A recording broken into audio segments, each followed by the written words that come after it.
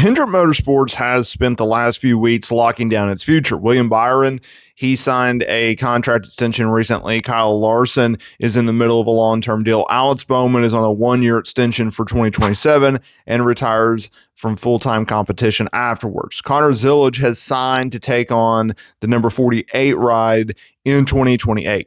All 4 seats, 3 settled long-term with 1 succession plan already announced. And then there's the 9. Chase Elliott's contract expires at the end of the 2027 season, and it is the only unresolved seat at the organization.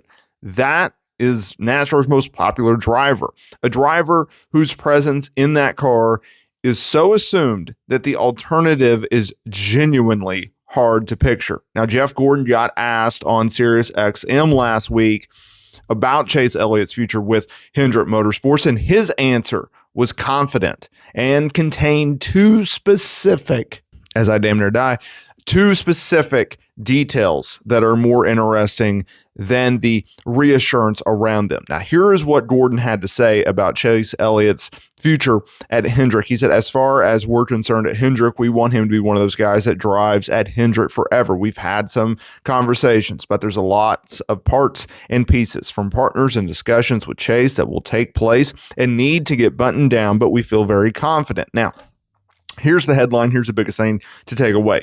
Drives at Hendrick forever. And that's genuine because Gordon has no reason to say it if he doesn't mean it. But if you look at the middle of the answer, he said, yet there's lots of parts and pieces from partners. That's the first detail. The compilation Gordon named isn't whether or not Chase Elliott wants to stay or whether Hendrick wants him. It comes down to sponsorship. And that is pretty much how NASCAR operates in 2026. Now, why does partners in the word actually matter? Well, in modern NASCAR, a driver's contract and a sponsorship structure are the same negotiations.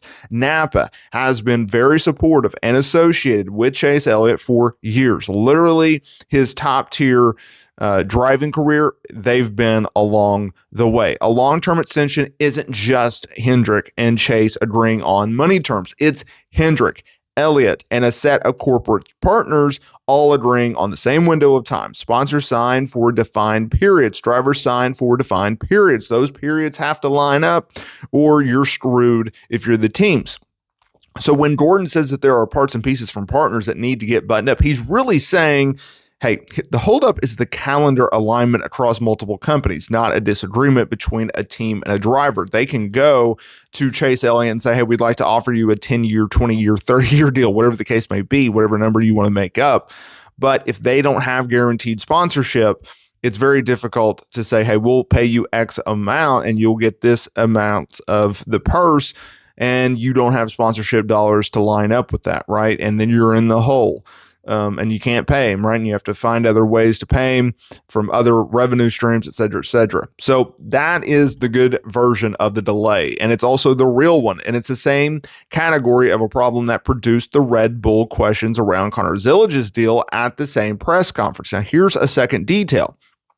Then Gordon said, and listen, we've talked about a Chase Elliott like he's a franchise guy. So yeah, the conversations usually happen a little earlier with someone like that, but we do have time. And it's not until the end of next year. Read that again. He called Chase Elliott a franchise guy. Said conversations with the franchise guy usually happen earlier than this, and then reassured everyone that they have time. That's a Hall of Famer and a team vice chairman publicly acknowledged they're behind on their own damn schedule when it comes to the most important detail of their organization, which is the driver. However, Mr. Gordon, he's not worried about it. They have time. They're doing it. And he's right. It's at the end of 2027. That's a long time away. But he volunteered something interesting. Nobody made him say the conversations usually have to happen earlier. So why is this almost certainly fine? Why should Chase Elliott fans calm down? Well, to be clear, the likely outcome here is Chase Elliott re-signs with Hendrick. He's been a Hendrick guy since he got into the top tier sport, even at JRM. JRM is co-owned by Mr. Hendrick, so it's part of the family, right?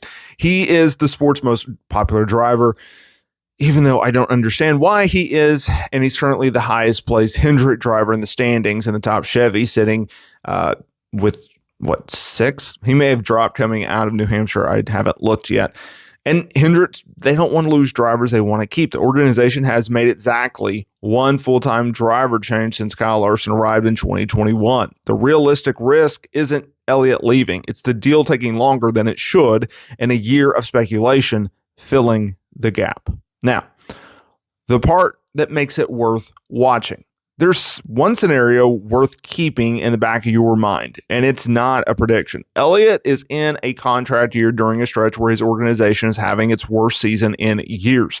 2 wins across 4 cars, 3 drivers winless, and a documented decline in average finish across 2 consecutive seasons. Not necessarily reassuring. A driver signing a long-term extension is signing up for whatever the organization becomes. Gordon and Rick Hendrick have both publicly said that they believe that they'll fix it.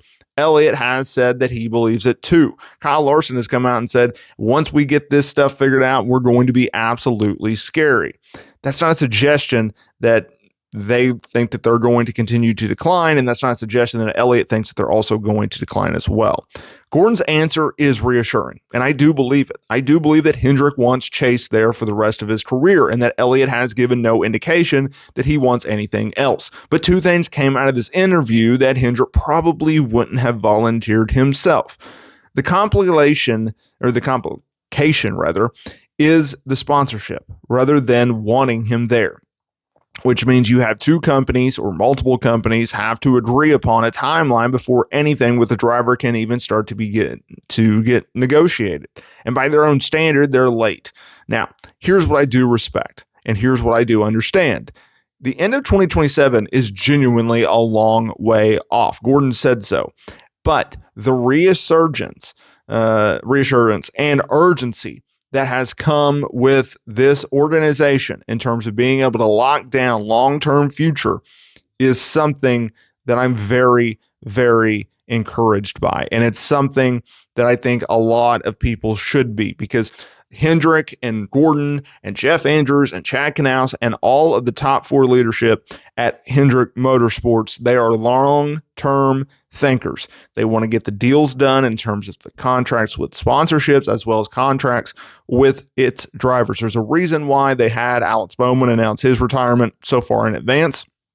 And obviously there's a reason why they went and got Connor Zilisch locked down to a new multi-year deal that will kick in, taking him away from Trackhouse and having him join the ranks in Hendrick. So they're long-term thinkers. They always have been. They probably always will be. That is a part of their success, and that is what is genuinely interesting about Hendrick, where they're going and how they're going to continue to develop. So there you go.